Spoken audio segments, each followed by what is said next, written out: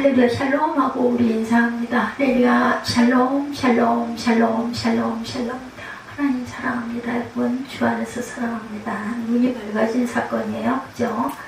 예, 오늘 제목도 예, 눈이 밝아져서 7절에 보니까 그렇게 나와 있죠. 네. 예, 그들의 눈이 밝아져 예, 자기들이 벗은 줄을 알고 무화과나무 잎을 엮어 치마로 삼았더라. 제목이 눈이 밝아진 사건. 예, 선악과를 먹은 행위 안에 담긴 뜻을 예, 지난주에는 살펴봤습니다. 선악과를 먹었다는 것은 하나의 과일을 먹은 것이 아니라 동상 중앙에 선 것이고 피조물의 방식이 아니라 주권자의 방식으로 살겠다는 의지를 예, 표현한 그러한 말씀. 오늘은 선악과를 먹기 전후의 차이에 대해서 함께 살펴보도록 합니다.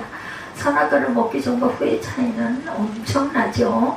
하나님이 창조한 모든 세계가 휘청거렸을 만큼 우주적인 변화가 발생했고 다시는 이전 상태로 돌아갈 수 없을 만큼 근본적인 변화가 발생합니다. 선악과를 먹고 먹지 않음의 차이가 우리가 상상하는 것보다 훨씬 광범위하면서도 아주 심오한 변화가 일어납니다. 그 변화를 한마디로 정리하면 선악을 넘어선 세계가 선악의 세계로 바뀌었다고 할 수가 있을 거예요. 선악을 넘어선 세계, 우리가 영원히 살 수 있는 천국에서 쫓겨나고 그리고 죽음이 생겼어요. 우리는 선악을 알기 이전의 세계를 경험한 적은 없습니다. 우리 모두는 태어날 때부터 원죄를, 부모의 죄를 우리도 담고 왔기 때문에 우리가 알고 경험한 것은 오직 선악의 세계뿐이죠. 때문에 선악을 알기 이전의 세계가 어떠했는지를 상상하는 것조차도 아주 쉽지가 않습니다. 아무리 상상을 해봐도 잘 잡히지가 않죠. 그러나 한 가지 단서를 통해서 짐작해 볼 수 있는 것은 그들이 벌거벗었었다는 것, 또 벌거벗었지만 부끄러움도 몰랐다는 거예요. 그것을 통해서 선악을 알기 이전의 삶이 어땠을지를 짐작해 볼 수가 있다. 벗어도 아무렇지도 않게 다니니까 모두 다들 그렇게 다녔겠죠. 우선 두 가지 잘못된 이해를 짚고 넘어가는 것. 첫째, 벌거벗었다는 것을 알고 부끄러워했다는 것은 매우 긍정적으로 해석하는 사람들이 있다고 그래요. 선악을 구별할 줄 모르던 유아 단계에서 분별할 줄 아는 성인의 단계로 인류가 발전한 것이다. 이렇게 해석을 하는 해석자들이 있다. 또 두 번째, 벌거벗었다는 것은 단지 옷을 입지 않았다는 뜻으로 해석하는 사람들이 있는데 이 두 가지 해석은 잘못된 해석이라고 얘기하고 있습니다. 벌거벗었으나 부끄러워하지 않았다는 것 속에는 우리가 생각하는 것보다 훨씬 깊고 풍부한 내용이 담겨 있다. 아담과 하와가 벌거벗었다는 것을 통해서 말하고자 하는 진짜 이야기는 너와 나 사이에 가릴 것이 아무것도 없다. 그러니까 죄가 없으니까, 죄가 없으니까 아무것도 가릴 게 없다. 철학적으로 말하면 나 없는 나로 존재했다는 이야기입니다. 너와 다른 나가 아니라 너와 함께하는 나로 존재했었던 것. 철학적으로 말하면 나 없는 나로 존재했다는 거죠. 자연을 생각하면 이야기가 쉽습니다. 땅과 지렁이, 꽃과 나비를 생각했을 때 이것들은 내가 따로 존재하지 않습니다. 지렁이는 땅에 있기 때문에 존재하는 것이고 땅은 지렁이가 있기 때문에 비옥할 수 있는 관계, 또한 나비는 꽃이 있기 때문에 존재하는 것이고 꽃은 나비가 있기 때문에 열매를 맺을 수 있다. 서로 돕는 관계죠. 하늘과 땅도 마찬가지. 땅은 하늘이 있기 때문에 존재하고 하늘은 땅이 있기 때문에 존재해서 하늘이 되고 땅이 됐다. 땅과 지렁이, 꽃과 나비, 하늘과 땅은 결코 서로 질투하지 않는다. 있어야 서로가 공존하고 갈 수 있다는 거죠. 경쟁하지도 않고 다투지도 않는다. 그것을 내쫓으려고도 하지 않고 네가 잘나 내가 잘나 이게 없어요. 서로가 있어야 존재하는 존재들. 그러니까 서로의 토대가 되고 서로가 서로의 유익이 되는 방식으로 존재했기 때문에 서로를 시기하거나 미워하지 않는다. 아담과 하와도 바로 이런 방식으로 존재합니다. 아담이 있기 때문에 하와가 생겼어요. 그죠? 둘이면서도 한 몸이었습니다. 아담의 유익과 하와의 유익이 다르지 않다. 너의 유익이 곧 나의 유익이다. 모든 것이 사랑 안에서 하나였고 중간에 막힌 담이 없다. 물론 우리는 그 실상을 다 할 수는 없어요. 그러나 한 가지 분명한 것은 선악의 세계는 아니었다는 거예요. 하나님의 디자인한 세상은 선악이 뒤섞여 싸우는 세상이 절대 아니었다.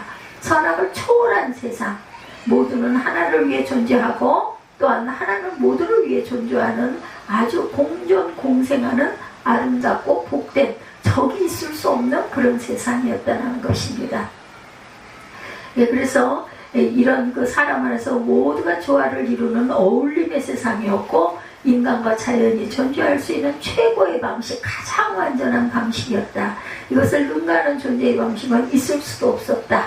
아담과 하와는 바로 이런 삶을 살았던 존재들, 그리고 아담과 하와가 이런 삶을 살았다는 사실을 상징적으로 표현하기 위해서 성경은 벌거벗었으나 부끄러우지 않았다 이렇게 말합니다. 어찌됐든 아담과 하와는 선악과를 먹기 전까지 선악을 알지 못한 채 살았어요. 선악을 초월하는 삶을 살았습니다. 그런데 선악과를 먹음으로 눈이 밝아졌어요. 눈이 밝아졌다는, 눈을 떴다는 것은 극히 소소하고 미세한 일처럼 보이죠. 그렇게 대단한 일같이 보이지 않습니다. 그러나 눈이 밝아졌다는 것 속에는 아주 근본적인 이야기가 담겨 있어요. 선악과를 먹기 이전과 이후의 차이를 설명하는 가장 근원적인 이야기가 있는데, 우선 눈이 밝아졌다는 것이 무엇을 뜻하는 것인지 구체적으로 살펴봅니다.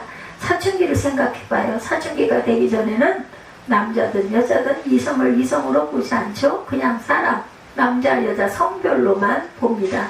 사람이라는 게 중요하지 남자나 여자라는 게 절대로 중요하지 않아요. 사람이냐 짐승이냐 이게 중요했다.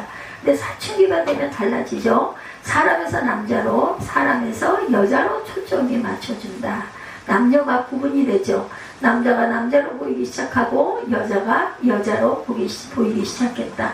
그러면서 이성을 사귀고 싶은 마음이 생기고 좋아하는 이성을 만나면 구면이 가슴이 쿵당거린다. 이럴 때 우리는 이성의 눈을 떴다 이렇게 말을 합니다. 또 돈을 밝히지 않던 사람이 갑자기 돈을 밝히기 시작하면 뭐라 그래요? 돈의 눈을 떴다 이렇게 말하죠. 또 공부를 어떻게 해야 할지를 전혀 몰랐던 아이가 오늘은 어떻게 공부하는지를 알게 되었어요. 좋아하면 공부에 눈 떴다 이렇게 말하죠. 아담과 하와의 눈이 밝아졌다는 것도 바로 그런 뜻이다. 이전에 보이지 않던 것들이 갑자기 보이게 되었다는 거예요. 어떻게 보면 한 단계 나아간 상태입니다. 그 다음 도대체 어떤 눈을 뜬 것일까? 아주 간단합니다. 아담 자신의 눈을 떴어요. 선악과를 먹기 전까지는 아담 자신의 눈이 없었다는 것이 되죠. 세상을 지배하는 것은 오직 창조자의 눈이었고 하나님의 말씀이 온 세상을 해석하고 바라보는 유일한 창이었는데, 아담도 창조자의 말씀을 통해 세상을 해석하고 바라보았는데, 선악과를 먹음으로 아담은 피조물의 위치에서 창조자의 위치로 올라선 거예요. 주권자가 됐어요. 판단의 주체가 됩니다. 이름도 다 달지 않아요, 아담이. 이것은 아담이 자신의 눈을 떴다는 것을 의미합니다. 아담 자신의 눈으로 세상을 보게 되었다는 것을 의미한다. 선악과를 먹음으로 아담은 아담 자신의 눈을 떴어요. 이 아담도 아주 신비할 것 같아요. 제가 자꾸 이쪽으로 눈이 돌아가는 게, 이제는 더 이상 하나님의 눈으로 볼 필요가 없어집니다. 굳이 하나님의 말씀이라는 창을 통해서 볼 이유도 없어요. 아담은 이제 자신의 눈을 가진 존재가 되었다. 명실공히 자신의 눈으로 모든 것을 보게 된다. 그런데 아담의 눈으로 보자 갑자기 모든 것이 달라 보입니다. 자기들이 벌거벗었다는 것도 보였고 옆에 있는 사람도 이전에 보던 것과 달리 보였다. 하나님도 이전과는 다른 분으로 보입니다. 사실 그들은 처음부터 벌거벗고 살았어요. 실오라기 하나 걸치지 않은 채, 또 가리지 않은 채 살았는데, 그래도 하나님 앞에서는, 사람 앞에서, 동물들과 자연 앞에서는 전혀 부끄럽지 않았다. 이상하지 않았다. 벌거벗었지만 벌거벗었다는 사실 자체를 아예 인식을 못했어요. 근데 선악과를 먹고 아담 자신의 눈을 뜨자 갑자기 자기들이 벗었다는 것이 눈에 보여요. 누가 손가락질을 하는 것도 아닌데 괜스레 벌거벗었다는 사실이 좀 민망하고 부끄럽습니다. 나뭇잎을 엮어서라도 감춰야 하지, 아니면 자기들의 수치가 드러날 것 같아 두려워집니다.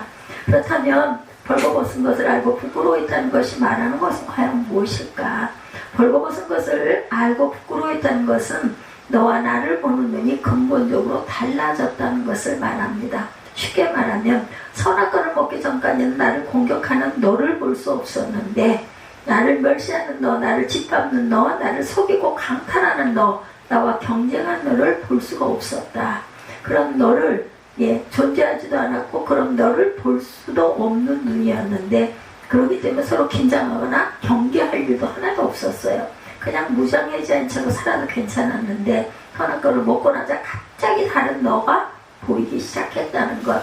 나를 공격하는 너, 나를 멸시하는 너, 나를 짓밟는 너, 나를 속이고 강탈하는 너, 또한 나와 경쟁하는 내가 보이기 시작했다. 그래서 부끄러워한 거예요. 다시 말하면 너와 나의 관계가 깨졌다는 것을 뜻합니다.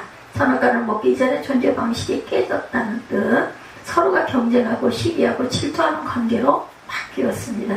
이게 좋은 걸까요? 나쁜 걸까요? 아무리 봐도 좋아 보이진 않죠. 우리가 문구로 봤을 때는. 그러니 더 이상 무장해제한 채로 살 수가 없게 됐어요. 아담과 하와 사이에만 그런 일이 벌어진 게 아니고 하나님과 인간 사이에도 장벽이 생겼어요. 아담은 하나님의 음성을 듣자 두려워서 나무 사이로 숨습니다. 이런 행동은 이전에는 상상도 할 수 없는 행동이었다. 아담이 하나님을 두려워한다거나 하나님의 얼굴을 피한다는 것은 상상도 할 수 없는 행동. 피한다고 해서 하나님 눈에 안 띄겠어요? 다 보이는데, 그죠? 근데 아마 아담과 하와는 그런 걸 몰랐겠죠. 근데 선악과를 먹고 나자 곧바로 하나님 얼굴을 피합니다. 왜 선악과를 먹었느냐고 묻자 자기 책임은 고백하지도 않고 서로에게 상대방에게 화살을 자꾸 돌리죠. 비겁한 행동을 합니다. 이처럼 모든 관계가 일그러집니다. 여기서 우리는 아주 중요한 진실 하나를 발견합니다. 보는 눈이 달라지면 눈에 보이는 현실도 달라진다는 거예요. 에덴 동산의 현실은 하나도 변한 게 없어요. 선악과를 먹었다는 것 외에는 하늘의 구름도 그대로이고 땅과 동산의 나무들도 그대로예요.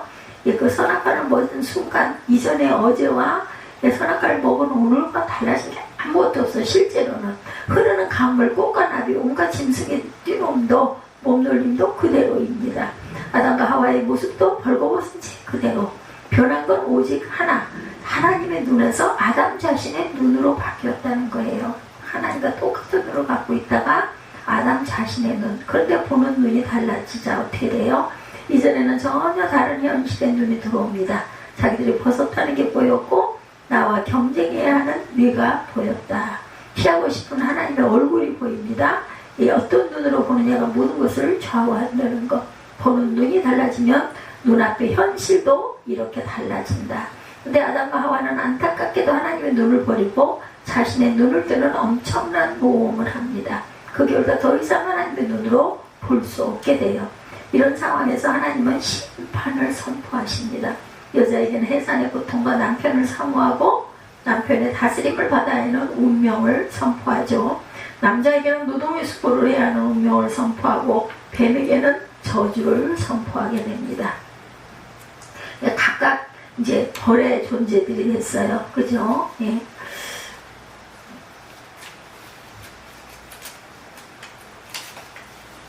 사실 이 심판은 새로운 것이 아니에요. 선악과를 먹기 전에 정령 죽으리라고 경고하셨던 말씀 속에 다 들어있는 이야기.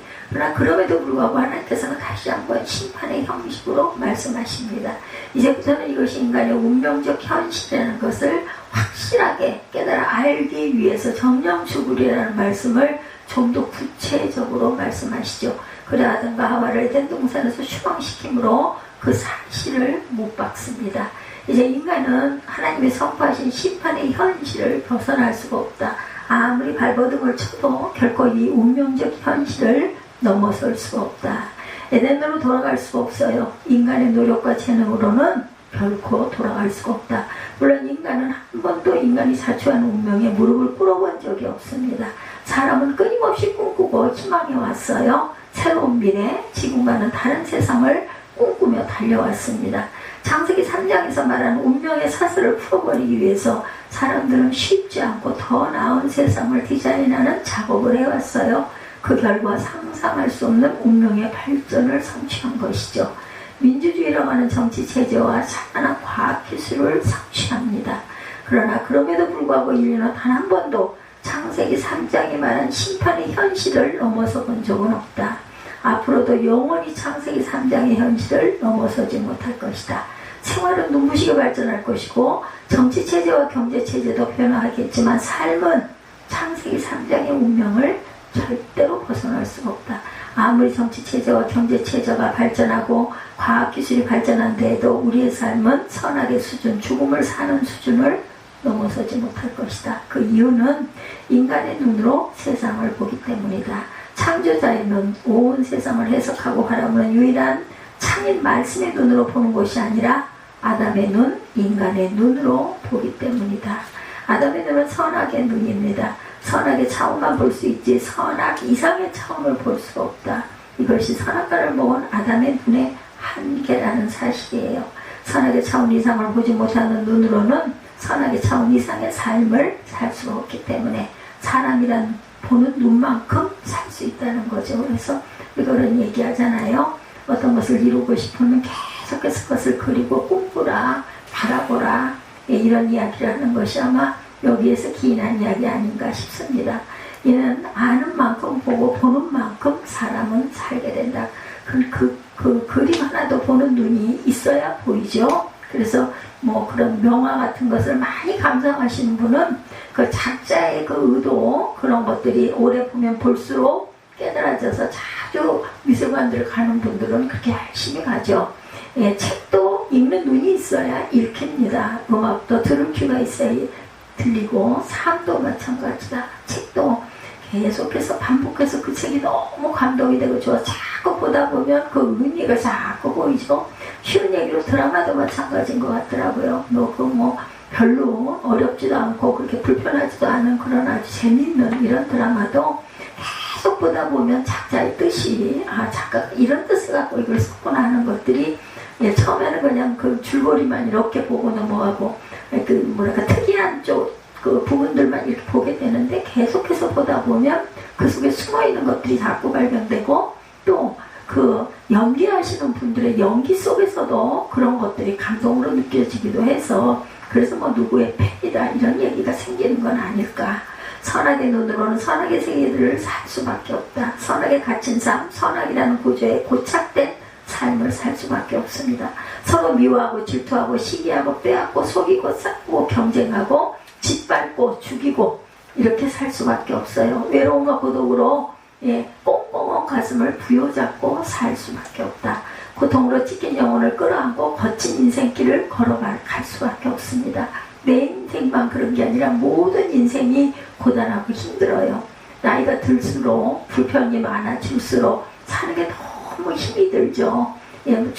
멈추는 그 순간까지 우리는 애쓰고 수고해야 못하나도 할 수 있는데 그게 나이가 들어서 몸이 불편해지면 그런 부분에 통증과 고통과 그 분량이 아주 커지죠. 즐겁고 기쁜 분량보다는 수고하고 애써야 되는 분량이 커지니까 정말 힘들어하게 됩니다. 거기에 이제 플러스 되는 것이 하나님의 영이라고 저는 생각을 합니다. 하나님께서 내게 하루 종일 기쁨을 주시고 소망을 주시고 말씀 속에서 우리가 말씀을 깨달아 알므로 기뻐지게 되면 그런 것들 주면 용기가 생기죠. 소망도 생기고 용기도 생기고 희생도 생기고 사랑도 더 많이 생기고 그래서 하나님이 생명입니다. 그런 의미로도 봤을 때 때로 죽고 싶지 않은 인생, 때로 절망하지 않는 인생, 때로 휘청거리지 않는 인생은 이 세상에 없다. 정말 가슴 아픈 일이지만 어쩔 수 없어요. 아무리 잘 나가는 인생이라도 어떤 영혼이라도 선악에 갇힌 삶을 이렇게 살 수밖에 없습니다. 그런데 에덴 동산은 선악을 넘어서는 세계였다는 거예요. 하나님이 창조하신 세계는 선악 이전의 세계이고 하나님이라는 선악을 초월한 세계다. 그렇기 때문에 선악의 눈을 가지고 하나님 세계, 하나님 나라의 삶을 살 수 있을 것이다. 어떻게 하나님 세계를 보고 하나님 나라의 삶을 살 수 있을까? 보는 눈이 달라지면 되죠. 그래서 우리가 성경을 가까이 해야 되고 말씀을 가까이 해야 되죠. 그러니까 읽는 게 힘이 들면 귀로 듣기라도 하라 하는 이야기를 그래서 제가 자꾸 합니다. 한때 그 센세이션이 있었어요. 이어폰으로 성경 읽어주는 게 있어가지고 그렇게 해서 이어폰을 귀에다 꽂고 살면서 듣던 그런 시절이 있었습니다. 지금도 뭐 그런 분들이 있겠지만 한참 가지고 유행이었어요. 이어폰으로 듣는 거. 내 눈에서 하나님의 눈으로 보는 눈을 바꾸면 하나님의 세계를 볼 수 있고 하나님 나라의 삶을 살 수도 있다. 하나님의 눈으로 하나님의 말씀을 통해 보면 새로운 세계를 볼 수 있고 새로운 삶을 살 수 있다는 거죠. 보는 눈이 핵심이라는 거예요. 바꿔 말하면 세계관이 핵심이다. 세계관이 달라져야 새로운 세계를 볼 수가 있고 품을 수 있고 꿈을 꿀 수도 있고 그 삶을 살아낼 수도 있다는 것. 그렇기 때문에 우리의 신앙은 반드시 보는 눈의 변화, 세계관의 변화로 이어져야 할 것이다 라는 거예요. 신앙이 세계관의 변화를 이끌어내지 못한다면 그 신앙은 아무것도 아니라는 것을 우리가 천국을 꿈꾸지 않습니까? 소망하지 않습니까? 우리가 죽어도 그래도 죽어도 살 수 있는 것은 그 소망이 있기 때문이에요. 내가 가도 죽어서 아예 없어지는 게 아니라 영원한 꿈을, 영원한 세상을 바라볼 수 있는 곳으로 내가 간다. 이런 소망을 품게 되죠. 아무리 성경을 공부하고 하나님께 기도하고 교회 생활을 열심히 한다 해도 하나님의 눈으로 바뀌지 않으면 모두 다 헛일이 된다. 세계관이 바뀌지 않으면 하나님과 아무런 상관이 없어진다는 거죠. 하나님의 눈으로 바뀌지 않는 신앙은 종교적 본능의 표출일 뿐이지 하나님과 소통하는 참 신앙은 아니다. 그래서 깊은 기도를 하라는 이야기들을 많이 하죠. 성경이 말하는 신앙은 아주 단순합니다. 하나님의 눈을 뜨는 거예요. 인간의 눈을 뜨는 것이 죄악이고 하나님의 눈을 뜨는 것이 바로 신앙입니다. 회개도 또한 마찬가지. 윤리적, 종교적 차원에서 돌이키는 것은 성경이 말하는 회개가 아니고 내 눈을 감고 하나님의 눈을 뜨는 것이 회개가 된다라는 하나님의 관점으로 보는 것. 제가 어느 날 새벽에 기도 엄청 그 6년 동안 할 때 항상 기도하면은 항상 내게 감동을 주시는 건 네가 먼저 사과해라. 네가 잘못했다. 이런 이야기요. 왜 이렇게 성령과 나는 반대였을까? 저는 그때 참 억울했었어요. 내가 한 게 아닌데, 내가 잘못한 게 아니고 왜 날 보고 맨날 사과하고 내가 먼저 가서 용서를 빌려고 할까? 성령과 나는 늘 반대였어. 내가 죄덩어리이기 때문에 그렇죠. 다행인 거는 성령이 말씀하시는 부분이 있었던 것이 다행이에요. 꼭 반대로만 말씀하시는데 그러면 내가 생각하는 것과 반대로만 하면 하나님 뜻이 아닐까 이런 생각을 오죽하면 해봤습니다. 내 눈으로 보고 판단한 것을 포기하고 하나님의 눈으로 돌아서는 것이 바로 회개이라는 거. 하랄 때 저는 그냥 순종했어요. 마음에 마땅치 않아도 하라 하시니까 해야지 하고 했죠. 이 회개를 하면 하나님의 세계를 볼 수 있고 하나님의 나라를 살 수 있다는 것. 결국 어떤 눈을 갖고 사느냐 하는 것이 중요하다. 그것이 모든 것을 좌우한다는 것.